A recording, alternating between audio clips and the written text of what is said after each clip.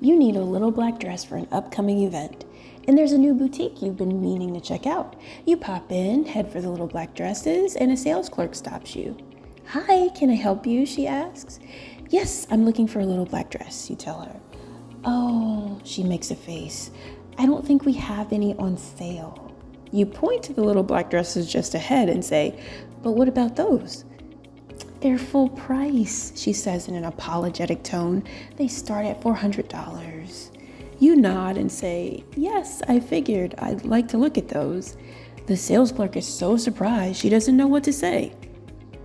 Covert racism. It's often defined as a form of racial discrimination that is disguised and subtle rather than public or obvious. It's the assumption that you can't afford certain products because of your race, or that you have a certain belief system or personality because of your race. And it can become a problem on the job. So how does one deal with covert racism at work? Well, one suggestion that experts recommend is to not allow racist behavior to slide. Instead, it's often suggested that we politely point out that a joke, remark, or particular action might be considered hurtful. For example, suppose a coworker who is not considered a minority jokingly says, "I wish I was a minority, then maybe I could have gotten a scholarship and a nice job without having to work so hard." How do you respond to that? You might try painting a picture for them in a very pleasant and friendly tone of voice. You can paint a portrait of what it means to be a person of color or a minority.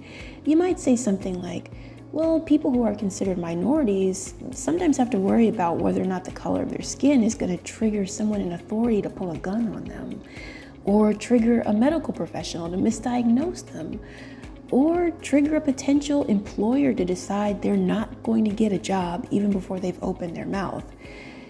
Sometimes it means worrying that their skin color was the reason why their mortgage application was denied, why a blind date didn't show up, why their car was vandalized, or why a brick flew through their window." It makes them wonder if their skin color is the reason why they're treated differently than their colleagues.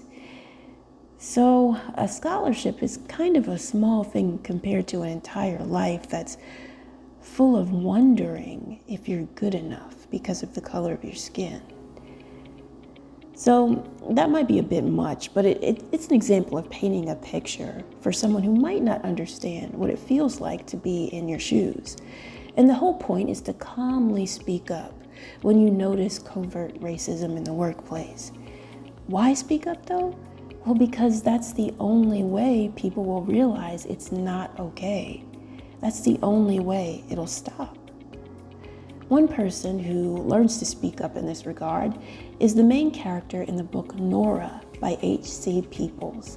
Nora is a woman of color, and she faces multiple episodes of discrimination and prejudice.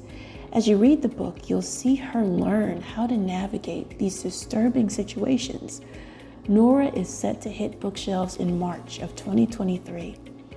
Thanks for watching, and check back next week right here for more how-to videos made just for you.